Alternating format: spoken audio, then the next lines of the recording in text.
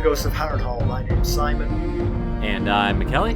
Thank you for joining us for episode 169 of our chapter-by-chapter book review of The Song of Ice and Fire by George Martin. Today, we'll be discussing chapter 25 of A Storm of Swords, that's Davos 3. And we got an email from a listener today that started off, "Hi, Mackelly and Simon." And then it said, I just wanted to put it that way because I always hear it the other way around. Yeah, I feel bad because I feel like you're the brain. You know, you're the real driving force behind this, and I do get sort of top billing. Even alphabetically, you should go first. Anyway, we're going to chat about the chapter and try not to spoil any future plot points for you, and hopefully, we're going to provide you some entertainment along the way. We'll summarise what happened, discuss our thoughts on it, provide some useful background, compare it to the television show, indulge in a little pedantry, and cover some relevant news and listener correspondence. Be sure to check out the show notes, they'll provide some additional information about the characters and geography of this chapter. Be particularly handy if you're not reading along. How are you, sir? I am doing just fine. You know, it would be funny if one episode we just threw everyone for a loop, and I started, "Hello, welcome to the Ghosts of Harrenhal. My name's Mackelly." Didn't we do it like for the 50th or something? Yes, I think we did. Yeah, it was and it either threw the 50th me. I or remember the 1 year. Yeah, I was confused when we did it. I think I got my name wrong, if I remember. You're like, "Did I, Mackelly? Wait a second. Wait. No, that's not right." I'm doing well. I'm doing well. I think I've finally gotten all the Christmas decorations up. And Stacy took the dog for a walk while I was getting ready to come down here and record. And I have the upper half of my yard, the part near the street, is set to music. And, the lights blink and stuff to the music. And she came back in and goes, I don't like the blinking lights and music. And I was like, okay, I'll take all that out then. Just make it stagnant. It'll just stare at people now. Ouch. I know, right? That's okay. I do it for the kids, really. Not my kids. They don't give a crap. I do it for the neighborhood kids. Do you, Not Mackelly? You see, the thing is, I think there's an audience of one for your overdoing it at Christmas. Just do it for me. But we haven't really we haven't talked a whole lot in almost 2 weeks. That is true of everybody in my life. I have been watching the World Cup. True. Yes. Nothing else. So I've got very little to say. Yes. And let me say, I do feel a little bit icky about watching the World Cup because FIFA are monsters. I think you mentioned that before. Yes. But I am enjoying it. Well, it's been a busy week in my life, and you've missed most of it. You've missed Molly's car getting towed. I didn't tell you about that, I don't believe. I just got it back today. It cost me a small fortune in repair costs, as that car is wont to do. And probably the biggest news, second biggest news, I'll tell you the biggest news last. The second biggest news, I broke down and did something I never thought I would do. I got an iPhone. Oh, you did? I did, yes. That's interesting. I caved, just like it took me 14 years to cave into getting a dog. I finally caved into the family pressure and got an iPhone so that they can FaceTime me and I don't make the pictures blurry and stuff. I'm never going to do it. My family have iPhones and I'm never going to do it because unlike them, I have more sense than money. Oh, I can't wait to complain. It came in yesterday, and I still haven't started to set it up because I keep coming up with excuses as to why I'm not set it up yet. But really, I'm just kind of scared. I'm kind of scared to do it. I don't really want to, and I can't wait to start complaining about how inferior it is to my Samsung. Yeah, you know when the keyboard comes up and it doesn't have any numbers on it, and you have to go to a different screen to click numbers, you're going to be annoyed then. Oh, when I run out of space on my phone, I've got limitless space on my Samsung. Anyway, when you pay for an app that's 3 times the price it was, I'm gonna be annoyed. You're gonna be annoyed with that too. So Carson is actually she's on the opposite journey because remember she lost her iPhone. Oh, I do. And, yes. There was still like a faint, now pretty much extinguished hope that she would get it back, but she got our provider to move her number to a spare Android phone that we had lying around. So for the last month and a half, she's been using an Android phone. Uh-huh. And she's actually seen some of the advantages. Uh-huh. This is just a cheap phone. It's not a special phone, but she's like... Right. Yes. So there's just a chance. I don't believe it, because she still complains bitterly, but I'm just hopeful that she might come over to the bright side. Yes, and I've gone to the dark side. We've swapped places. So this is the second biggest news. God help me. The biggest news happened today. Go on. You and me got Christmas cards. Oh! From one Jenny of Oldstones. How nice. Sent our Christmas cards, and yours, they both came in one big envelope, and yours was marked in a smaller envelope inside of the big envelope for you, and mine was marked for me. But yours wasn't closed, so I have looked at yours. I know what yours is. But I really like mine. It's already up on it's the first card up on the board in the kitchen where the cards go. It is a weirwood tree with Christmas lights on it. Oh, excellent. It's fantastic. We'll have to meet up so I can get a hold of my card. Yes. Face to face. I will definitely have to do that, especially before Christmas, if possible. Ideally. Yes. So, I have a little story, stemming, as they often do, from the family call. Yes, good. I have not heard this. I'll be hearing the first time along with our listeners. So, if you recall, I went to my brother's wedding, and I was official photographer, and I sent him the photographs. And then in the mail from his new wife Sophie, we got a letter from France, and it had a photograph in it, which of course I took. So it's kind of like, seems like a circuitous route to do this, but it was like a thank you, and it was a photograph of them with my family. So it was a nice photograph, and it was great. Yeah. But Carson noticed that the return address that Sophie had written, was not quite the address that we have now. My brother has lived there for 10 years, more than that, 20 years. My parents were there for 12 years before that, so I thought I knew the address, but actually the address is slightly different from what I understood it to be. Okay. This got Carson very interested, so she went searching to see if this address was correct. And she found their website, but she found the French version of their website. So she asked Google to translate it into English. Uh-huh. Okay. And so she was kind of curious, because, sometimes Google Translate can get things wrong.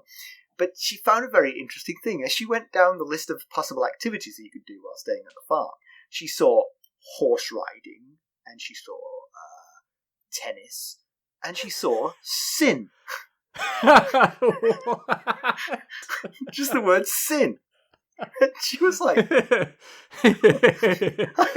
I hope they book the whole place, not just one of the units. I don't recall this option when we stayed there.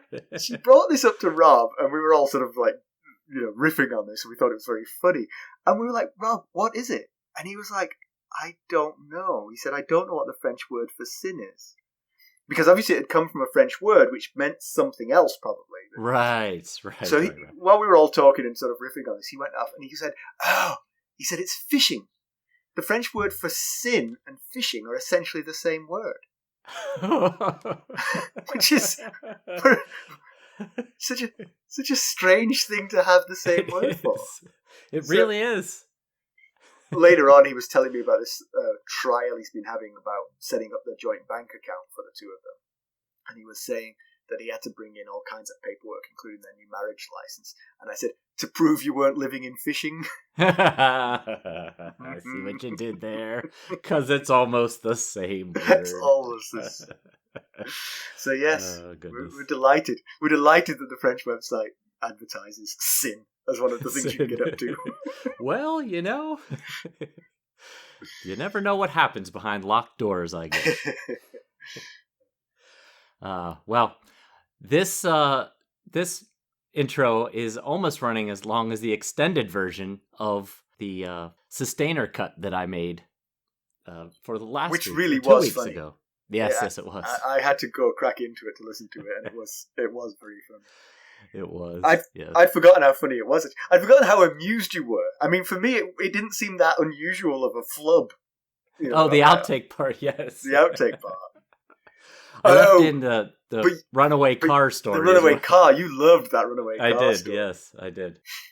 I guess that's another perk of being a sustainer, is sometimes we do extended versions with long stories and outtakes left in. Well, it's a perk, I suppose. Right. Long, funny stories and funny outtakes. So let's get down to business. How did we leave Davos Seaworth?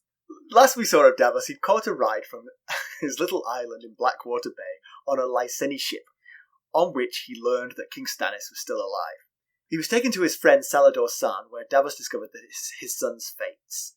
4 had died on the Blackwater, but Devon was still alive and is on Dragonstone, still squire to the king. Davos tells San he plans to kill Melisandre and sets off for the castle to do so. Upon entering the castle, Davos is arrested for planning to kill Our Lady. Mackelly, why don't we give the summary of this one? Why don't we? Davos sits in his cell deep underneath Dragonstone. It's dank and dark, but at least it's not cold. It's said that the castle was built with the stones from hell, and Davos can see how that might be the case. When he first arrived, he thought his sickness would take him soon. However, Maester Pylos nursed him back to health, and now he's hale and hearty, receiving fairly high-quality food for one in his position. It dawns on Davos that they're keeping him alive for some purpose. Remembering the fiery fate of Gunsa Sunglass doesn't do much to lift his spirits. His 2 jailers bring him a regimented supply of food, but they never respond to his questions. However, his loneliness comes to an end when Melisandre unexpectedly pays him a visit. She questions whether he needs anything. It's only his king and his son that he's lacking. She asks if he believes her role is to keep the darkness at bay. He rebuffs the suggestion, pointing out that he saw what she birthed underneath Storm's End. Melisandre says a shadow can only be made by light, and that King Stannis' fires burn too low for her to draw any more from him. It might kill him. Davos, on the other hand, if he comes to her chamber one night, she'll give him pleasures like he's never known, and make... a horror. That's what Davos tells Melisandre she'll make, and he has no interest. Davos asks the 7 to protect him from her and Relor. She points out the 7 didn't do much for Gunsa Sunglass, despite his praying. He burned all the same. She tells Davos to open his eyes and see the truth. There are opposites everywhere, constantly at war with each other. Love and hate, ice and fire, life and death. The war is waged by 2, not 7, not 100, not any other number. The Lord of Light, Relor, versus the Lord of Darkness, the Great Other. That's why she's travelled across half the world to Dragonstone. Davos asks who betrayed him to her, figuring it could only be Salador San. She says she saw his purpose in her flames. This lights a fire under Davos. How did they burn on the Blackwater if she can see the future? She gave Davos' sons, ship, and men to the fire. Melisandre explains that it wasn't her. If she'd been there, the outcome would have been different. But Stannis has learned his lesson now. Melisandre tells Davos that Stannis is down, but he'll rise from these ashes. He's the Lord's chosen. Azor Ahai, born again. She saw the prophecy in her flames. She can see the doubt in Davos' eyes, and so leaves him to consider all that she's said. 3 days later, a man is tossed into the cell with Davos.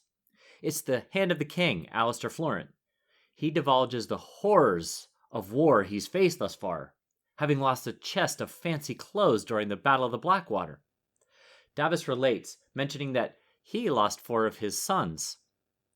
Alester thinks the war was also lost that day, adding that Stannis will never sit the Iron Throne. His fleet is gone, as are most of the lords who backed him. Florent says he was only trying to salvage what's left with peace. It wasn't treason. He wrote a letter to Tywin Lannister offering terms for a peace. Stannis will give up his claim to the Iron Throne and retract his statements that Joffrey is the product of incest. In return, Stannis will be confirmed as Lord of Dragonstone and Storm's End. The deal will be sealed by a marriage between Shireen Baratheon and Tommen Lannister. Davos can see the merits of the plan, mostly favoring the Lannisters, but he knows Stannis will never go for it. He'll never yield if he believes he's right, and never marry his daughter to a child of incest like Tommen. When Florent says the king has no choice, Davos responds that he does. Stannis can choose to die a king. Davos doesn't like the idea much more than Alester does, but he's a king's man, so will support him to the end. Yep. There seems to be a running theme with Davos chapters of him looking to be nearly dead, Yes. Only to rise from the ashes himself. Yes. This was kind of like a continuation of the previous death, and he has a new one looming, of course. Right, yes. The reason they're fattening him up is just so he'll burn better. Right. Just like you would a turkey before Thanksgiving. You'd want a scrawny turkey. Let's see, we've almost had a water death. Now we've almost had sickness. Now we've got possibly fire coming. So so he was saved last time by the Lyseni ship, this time by Maester Pylos. Maester Pylos took over from Crescent, right? I mean, yes, yeah. He was kind of Crescent's assistant. Apprentice, yeah. And then Crescent died, so... Yes. Yeah, but this time, he's back to feeling pretty much like normal again. Well, a new normal anyway. I mean, he'll never be the previous normal after the loss of his sons, but physically he's feeling pretty healthy anyway, so that's something. He tries to have some conversations with the guards, but they're not very talkative. In fact, zero talkative, basically. Tries to find out if the autumn storms have started in the narrow sea. Presumably, he's concerned about the Red Wine fleet coming to finish them off. Yeah, it's. I found that question to be, I would say, interesting, but I try not to use that word, because this is the first we've heard of such a phenomenon that autumn storms possibly make the narrow sea not passable. Well, we haven't had an autumn before, right? So. Yeah, so we've not heard of this. If that's the case, it could put a different a twist on Dany's timeline. Because if she chooses not to buy the Unsullied and take the land route, and these storms start, she could have trouble getting back to Pentos. The thing about seasons is they're of weird length in this place, and autumn maybe only lasts a couple of months. I mean, well, that's true. Yeah, maybe it's over by the time she gets there. Yeah, that's true. I didn't imagine that autumn was going to be years long like summer was. I imagined it was going to be months rather than years. So it may just be a little. Yeah, the storms have blown through. I was thinking of how long summer and winter can be, and that autumn might have a similar length. But yeah, but I think this is the autumn here is just a transition between the two. Right. Yeah. So Davos correctly surmises that they don't plan on letting him die, at least not by illness or starvation. Obviously, he is concerned about Lord Sunglass and Lord Rampton's sons. Is that right? Rampton? Yep. They were all marched off to the fire. Right. I gotta say, I would send the skinny dying man to the flames if I was so waste inclined. the food. Exactly. I wouldn't, keep him around. Clearly, it's interesting that Melisandre is his first visitor. Right. Because he has friends in Dragonstone. Primarily the king, which is very useful. Of all the friends you would want to have. That would be the most useful, you would think. Yeah. Although, I mean, we haven't seen Stannis in a long time, but we got some news from Salladhor Saan about him, and that he was, and even Alester Florent mentions here that he's always with the Red Woman, and that they spend all this time down deep in the dungeons by the volcano, and you just wonder how in touch he is with the things that are going on. I wondered, does he even know that Davos is down here, or is this all Melisandre and Selyse? That's true. So yeah, my first thought was it was Stannis that was protecting him, but that's a good point. Maybe Stannis doesn't even know he's there. But Melisandre's visit is interesting. I wonder. She spends a lot of time with Stannis, but Stannis is a bit of a downer. Let's be honest. And obviously, according to her, he's depleted by the two shadow demons that he has helped to create. Right. And so he's probably even less good company than he's being. It did feel a little bit, this conversation, like she was looking for a confidant. She was looking for someone who she could unburden herself to, tell the truth of her, why she's there. I mean, she spoke some quite strong truths here. Things that she wouldn't want Stannis to hear. And she's telling them to the one person in Dragonstone who would tell everything to Stannis without hesitation. Right, yeah. Yeah, and maybe following your logic there, the fact that Davos is so truthful, even to his own detriment, is something she would find appealing because she's probably surrounded by a lot of yes people who are afraid of her, people who are in revere, people who revere her, and she probably doesn't often come across someone who's going to shoot her straight and tell her things like she doesn't want to hear. That sort of fear and revere sort of like manifested itself as being just a thin veneer. I got all poetic there. When those same people said they didn't want her at the Battle of the Blackwater, so she was sidelined for what was the most important part of this, and she said, "That's what caused it. I should have been there." Yes. I think probably you want to go dissect it a little bit more, but I think the one key line, the reason I say that it's dangerous for her to have said what she said to Davos, is that she said she wouldn't have come all this way to put another vain man on the Iron Throne. On an empty throne. An empty throne, right. That's something you wouldn't want Stannis Baratheon to do.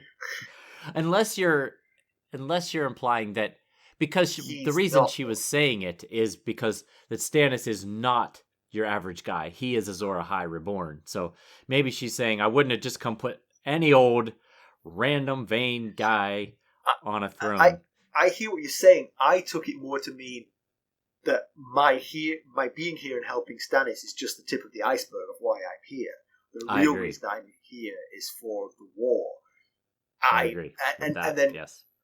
So that does leave the first meaning of that, another vain man. He's just another vain man.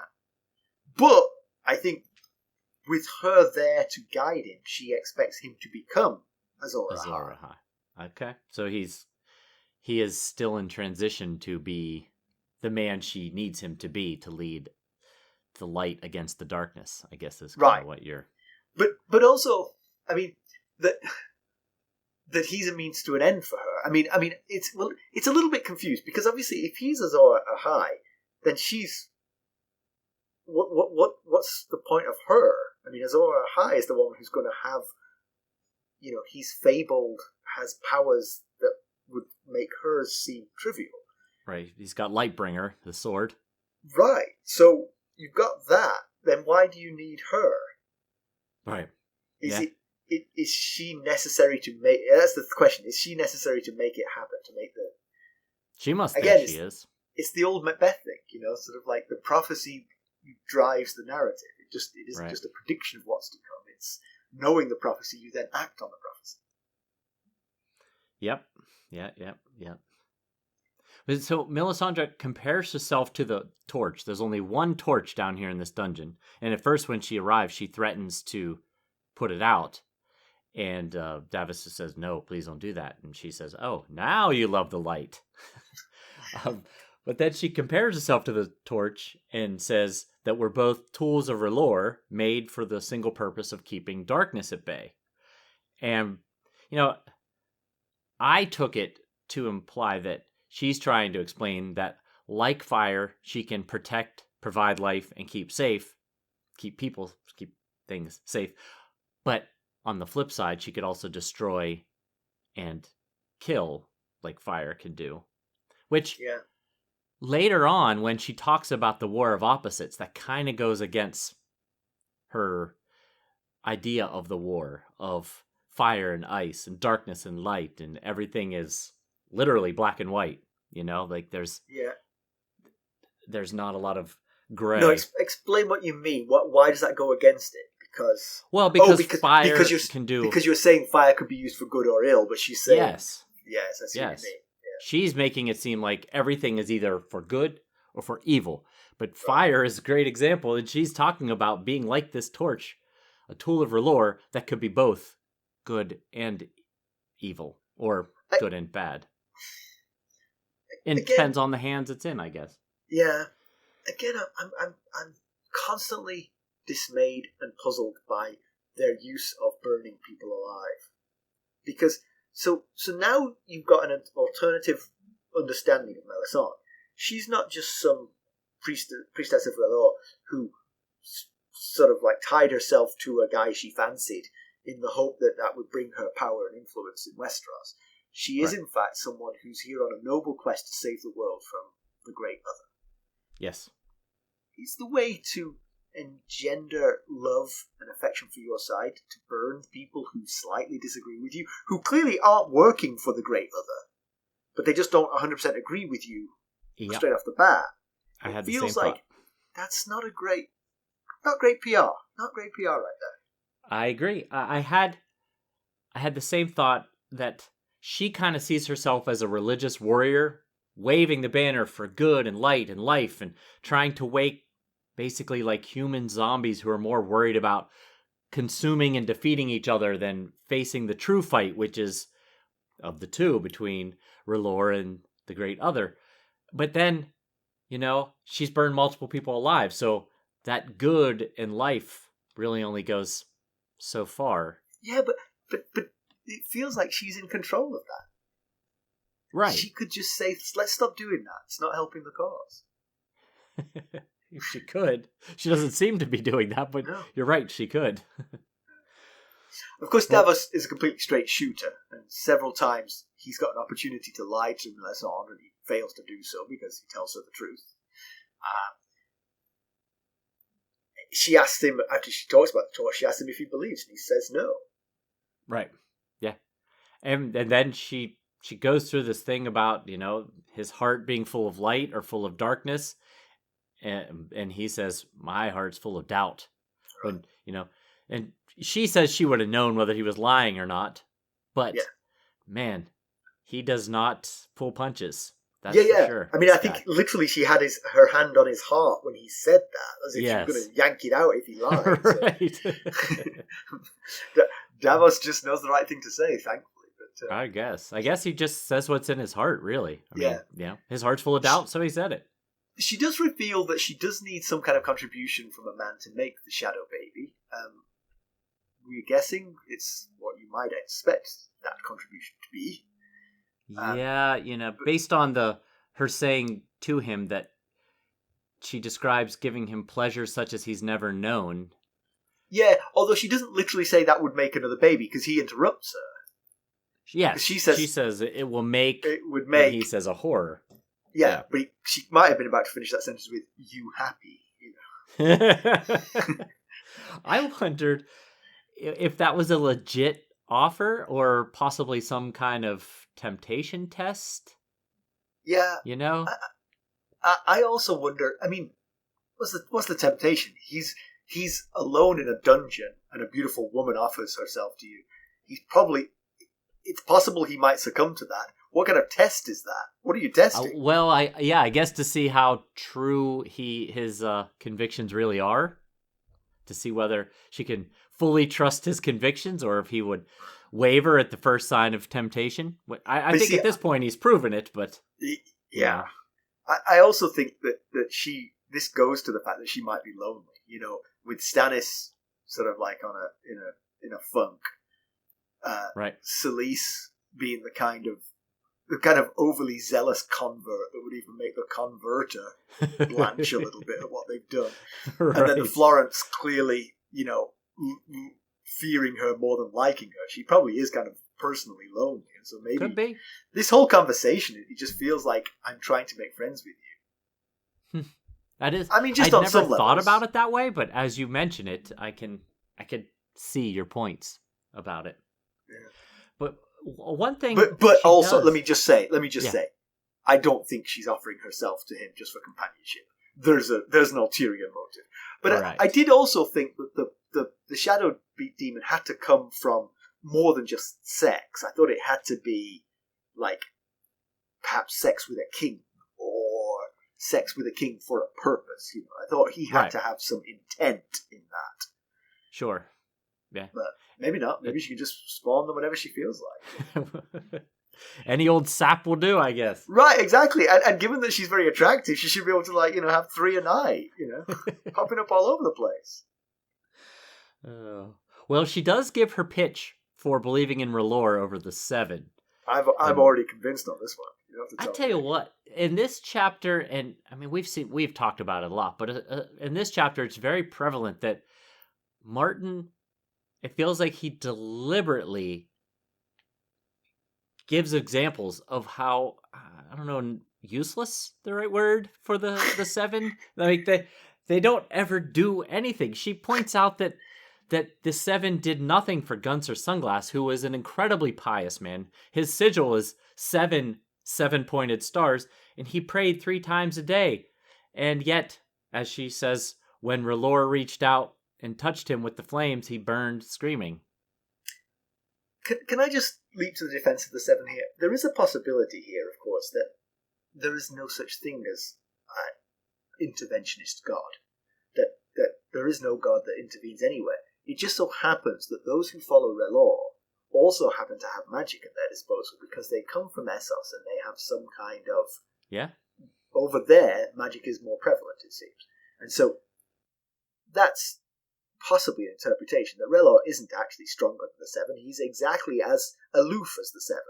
Yep, you could make that argument. You could also make the argument that those who worship the old gods, when we see things like Bran warging and, some of the other old god attributes, that's children of the forest magic being used. Right. So, yeah, you could definitely make that argument. And then she asks why, and it's a good question. If you really, from her perspective, I think it's a legitimate question. Why, as one who is so easily tells the truth to kings, lies to himself about the seven? Because he says, she asks, why do you put your faith in the seven? And he says, because I always have my whole life. And she says, well, that's meaningless. You might as well have just said, because I did it yesterday. Yeah, she tells him to open his eyes and see the war not as a war between Lannisters and Baratheons or Starks and Greyjoys, but as part of the great war between the opposites, between darkness and light, ice and fire, love and hate, good and evil, male and female. And that's what I was talking about when I said the philosophy that she's talking about right there flies exactly in the face of what the Reeds were telling Bran. We just came from a Bran chapter, right? Yeah. Just last chapter? When they were talking about how they felt things could be opposite forces at once. Ice burns. Mira loves and hates the mountains. So I found it interesting that Martin put these two conflicting views of the world in consecutive chapters like this. Yeah. I wonder if you quizzed Melisandre on this, she would admit that some of the things she does aren't on the side of light. Burning people alive? That one. It's always the one. I just keep coming back to it. I don't know why. Yeah, it's hard to get past. That's why. Yeah. I wonder how this goes over with Stannis, with Davos, because Davos is such a Stannis man that you feel like he doesn't have any thoughts outside this. But Davos has clearly got a big heart, and he's clearly a sort of humanist. And hearing this and perhaps believing it, because she's clearly being quite candid with him about her motivations here, down to potentially offending Stannis along the way, might he start to think, you know what, I should support her, even though she does some horrible things. Her ultimate goal is one that I can get behind. And so if he gets out of here and gets back into the good graces of Stannis, that he actually might become an advocate for Melisandre. And is she therefore doing this on purpose just to do that? She actually just making this garbage up. Trying to get Davos on her side. Right. Yeah, you could definitely see that happening. He does say, well, he doesn't say, he thinks to himself after she leaves that he has seen the power of her god. He doesn't dispute that. He saw the shadow baby born under Storm's End, and he's terrified at the idea. He was relieved a bit to hear that Salador did not rat him out. What was it? The person that betrayed him. But at the same time, it's almost more terrifying to think that this woman can read my thoughts. She knows what's coming. She knows everything I think I'm going to do. She knows I'm already thinking of doing it. Which would be a very tough thing to wrap your head around. Yeah. So her religion is very sort of dualistic in sort of seeing sort of a god and the devil, so not dissimilar to Christianity, with a bit of magic thrown in. Right, yep. She talks about this great other as having a soul of ice, and so given that hers is the Lord of Light, we have got this ice and fire thing going again here. And that does sound like it could involve the others, and that certainly gives credence to her story. She's come here at the time when the others are rising north of the wall. Exactly. So maybe this is the great battle that is coming. But then you have a question. Yeah, it's just why are they sitting around on Dragonstone instead of heading north of the wall? Yeah. So two thoughts there. One is she's come to Dragonstone to find Azor Ahai and take him north of the wall to fight the Great Other. But he needs armies with him. And the way to get the armies was to get him to be king of the Seven Kingdoms. Right. That failed. Now they're licking their wounds and they have to think of something else. Right, which might have something to do with the waking stone dragons. We'll get to her prophecy here in a few minutes, but maybe that's what they're working on now, is this waking the stone dragons, which is part of what she believes is going to happen. It just, I wondered if maybe Melisandre, could she have possibly steered Stannis toward not taking her to the Blackwater, knowing that he'd lose, so that he'd be less distracted by winning the Iron Throne and more in her debt and willing to focus on the Holy War she's here to fight? Well, that is interesting. If this genuinely is her motivation, she really might have lost Stannis. Because if he had won that war, there would be kingdom building to do. Right. He's not going to run off to go fight the Great Other right then. Right. Exactly. Yeah, that's a good point. But then by doing this, you've completely denuded him of support, and so it's just him. So you better hope the prophecies are true. Right.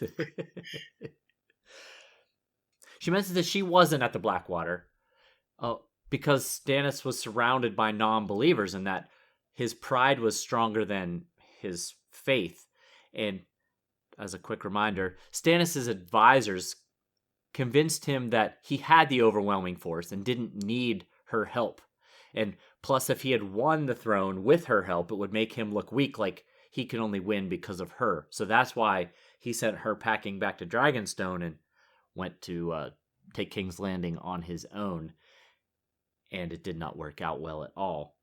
Yeah. So she seemingly saw or had a prophecy while she was in Asshai. And I'll just basically read the quote.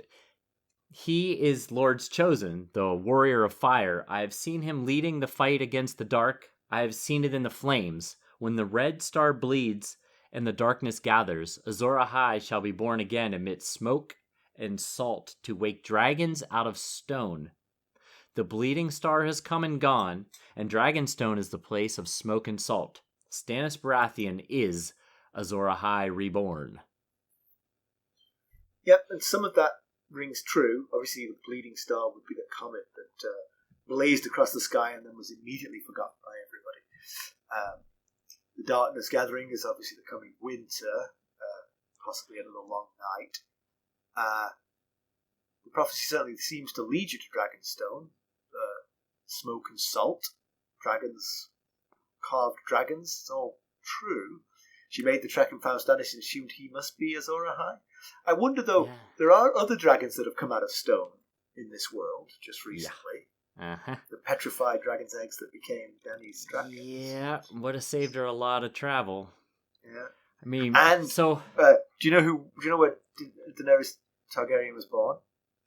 On Dragonstone? She was. By any chance? On Dragonstone. So, maybe she got the wrong one. Well, that's the thing. They're dead ringers for each other.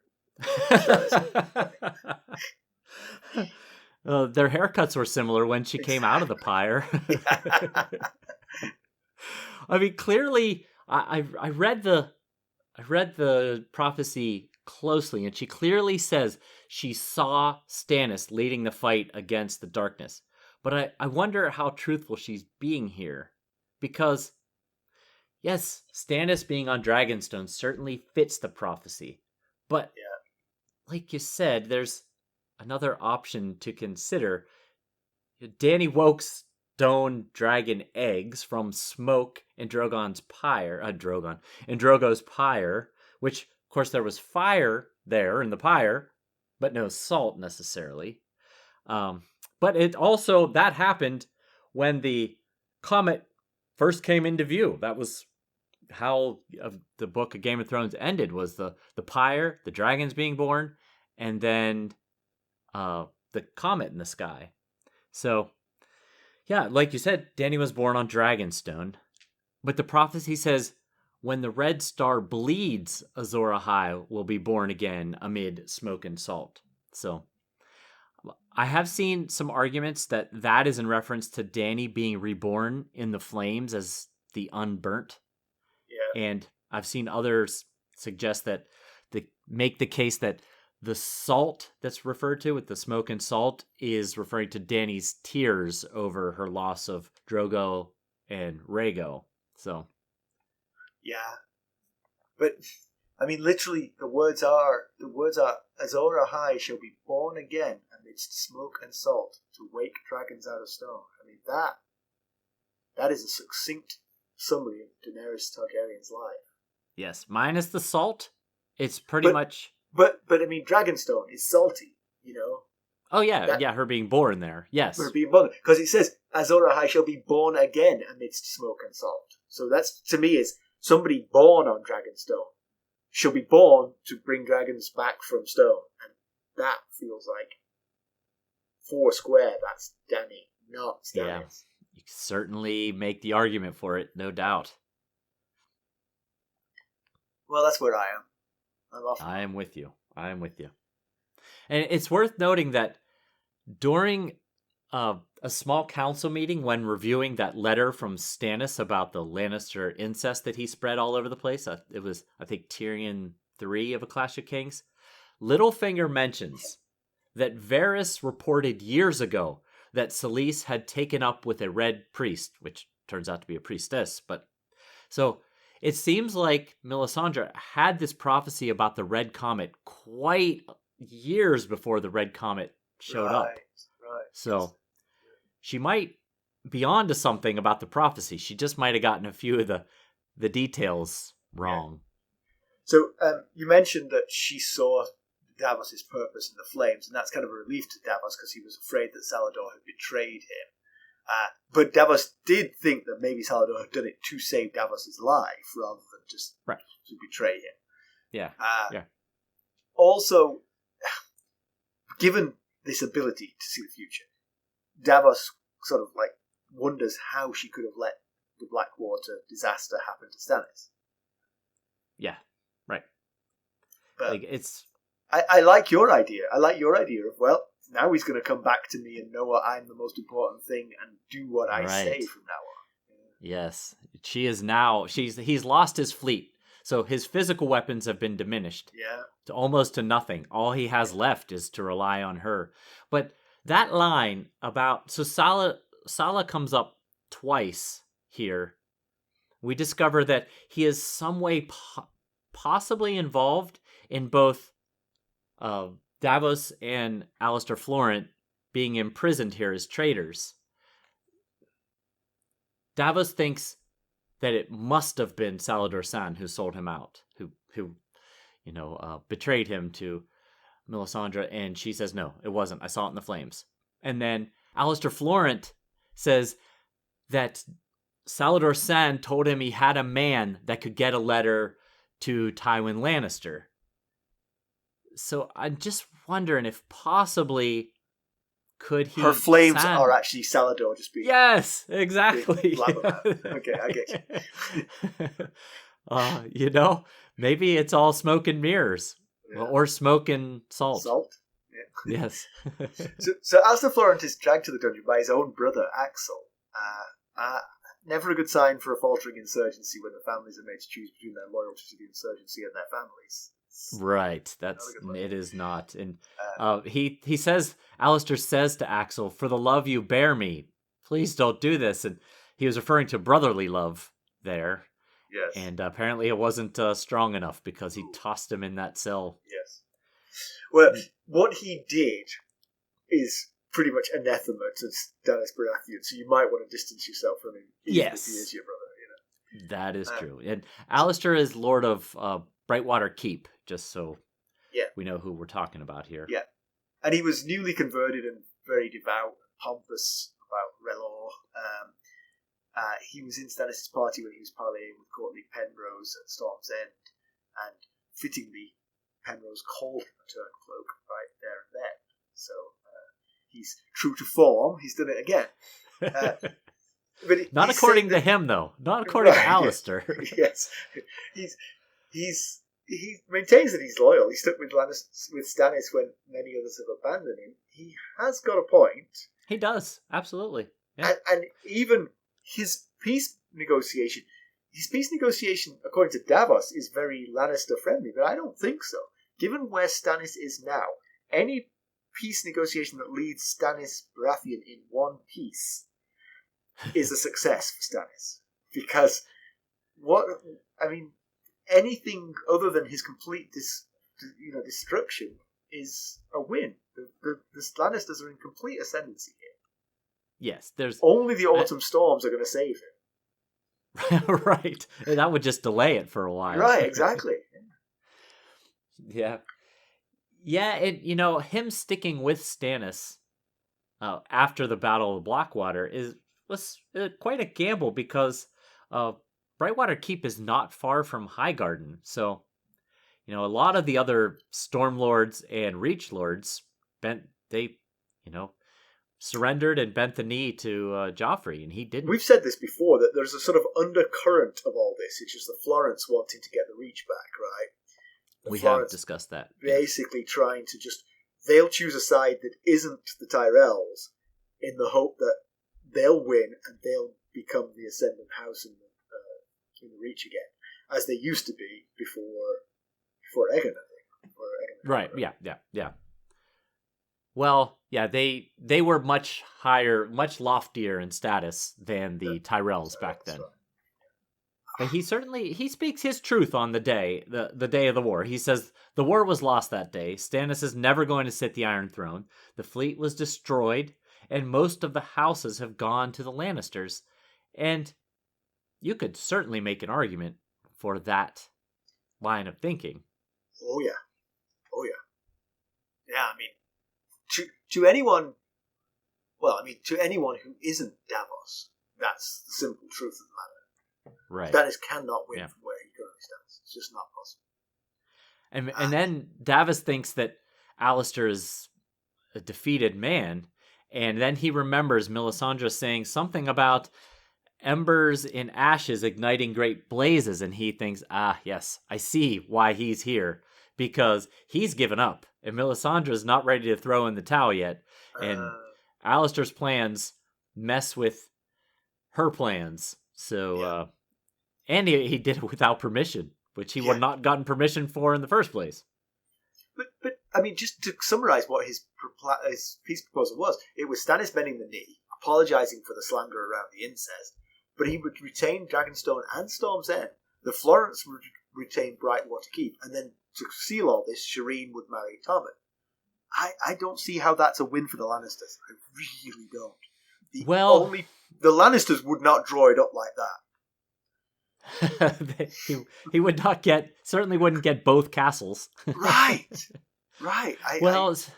I think Davos's thought is that the Lannisters, through Tommen, will eventually get both castles if Shireen is Stannis' only heir. So it would just be a time thing. So here's the Lannisters' riposte to that. Yeah, Stannis bends the knee, apologizes for the slander. He keeps Dragonstone and Storm's End for now. Shireen marries Tommen, and we castrate Stannis.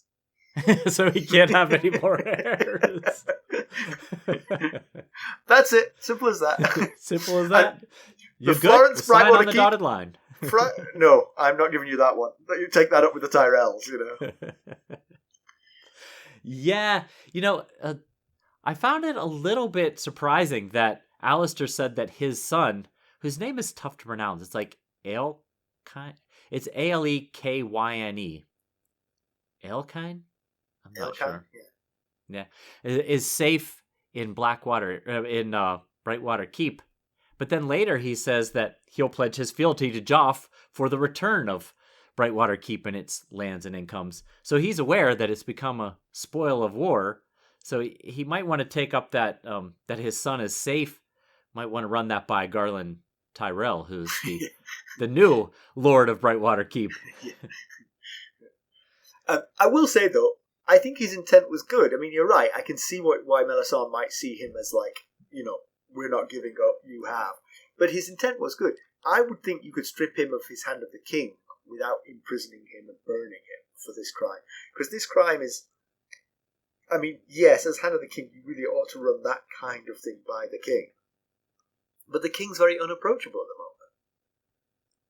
Yes. Yeah, he's out of pocket entirely. Yeah, if you don't like what he's doing, then, hey, then take away my handship.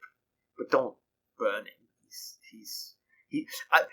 I'd burn him for his comments about losing a trunk of clothes when Davos lost 4 sons, but his attempts to sue for peace don't seem that big of a crime. Although Davos points out that it was never going to work in the first place because, first of all, Stannis isn't the kind of guy who's going to admit that he's wrong if he doesn't actually believe that he's wrong. And the even bigger issue is that he's never going to marry Shireen to Tommen if he believes that Tommen is from the same incestual seed that Joffrey is from. And he's probably right. Davos is probably right with that line of thinking there. Yeah, I agree. I think that, yeah, Stannis might be coerced into telling a lie about Tommen, but he's not going to marry Shireen to him. Seems very unlikely. So, Alester Florent does mention madness of stone dragons, and this is very interesting now, because if you take my interpretation of Melisandre's vision, that the stone dragons are in fact Daenerys' stone dragon's eggs, that she maybe is misunderstanding her own vision here, that she thinks that the statues of the dragons here in Dragonstone might be revivable into real dragons, which seems kind of fanciful. But hey, I've never given birth to a shadow demon, so... It's just maybe she knows about these things. There was a tiny bit of foreshadowing back in the prologue of A Clash of Kings when Shireen tells Maester Crescent that she had a bad dream that the dragons of the castle were coming to eat her, and Crescent says, "They can't harm you, they're made of stone." Interesting. And Melisandre might have been like, well, actually... Have a drink with me, Crescent.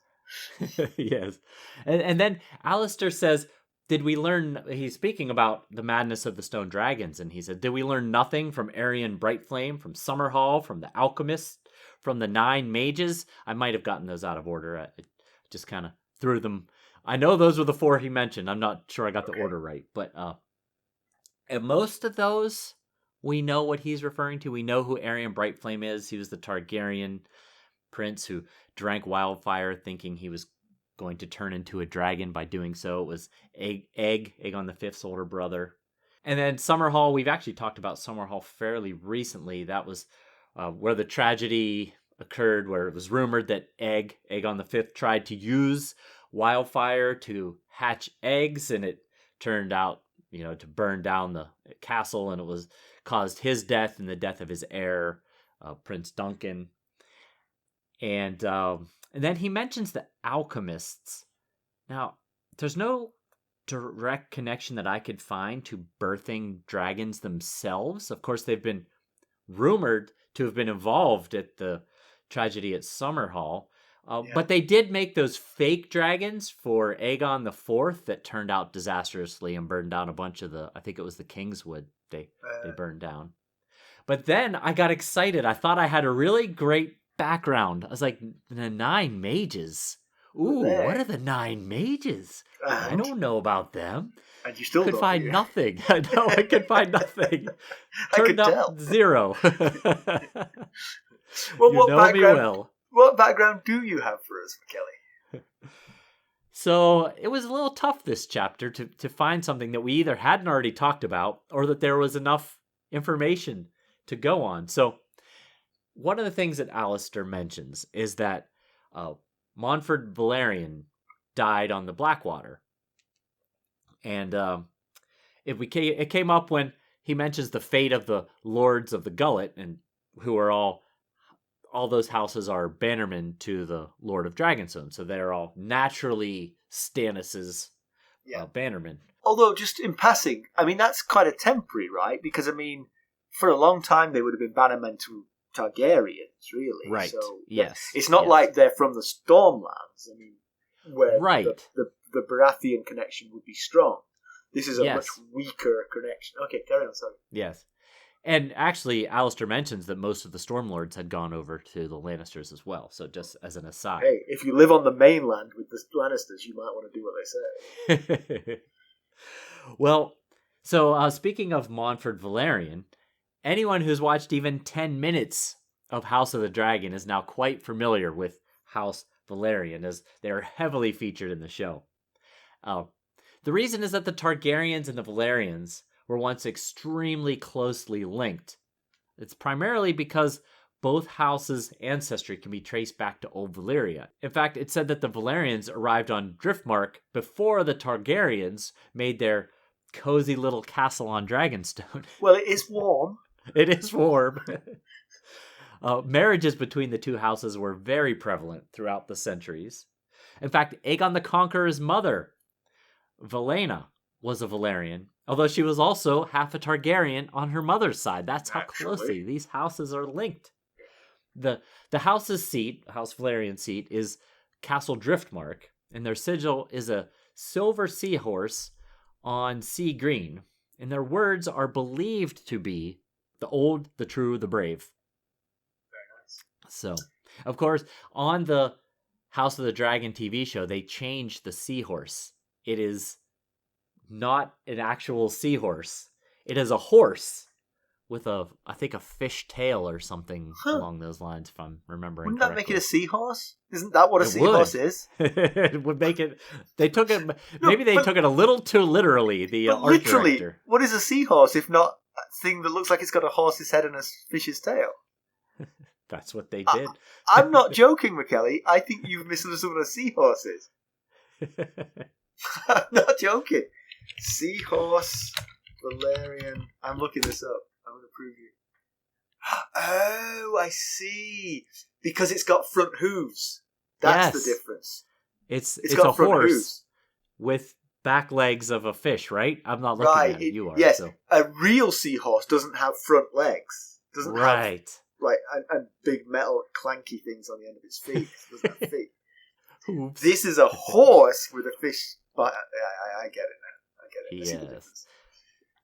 Okay, comparison with the television show. Davos is in prison, but he is not visited by Melisandre, nor joined by Sir Alester Florent. Rather, Princess Shireen visits him and brings books. He admits that he cannot read, so she teaches him. They have time on their hands, after all. They do. That's what goes on there. All right.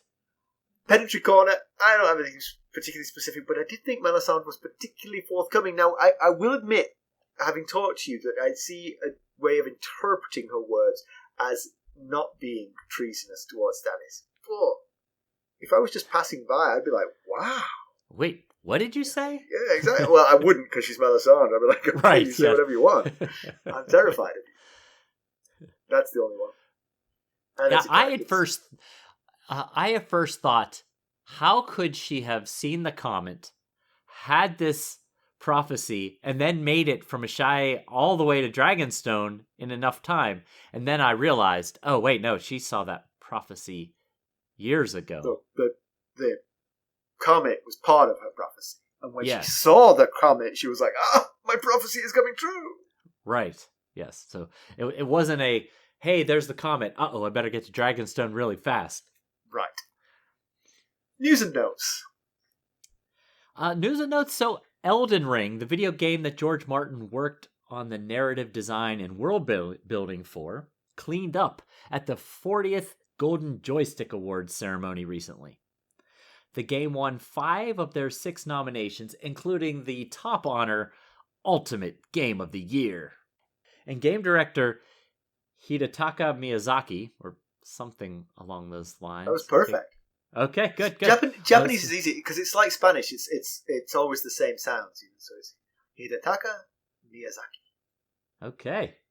Well, he specifically thanked Martin during his acceptance speech for the Ultimate Game of the Year award. Do you like the way I did that?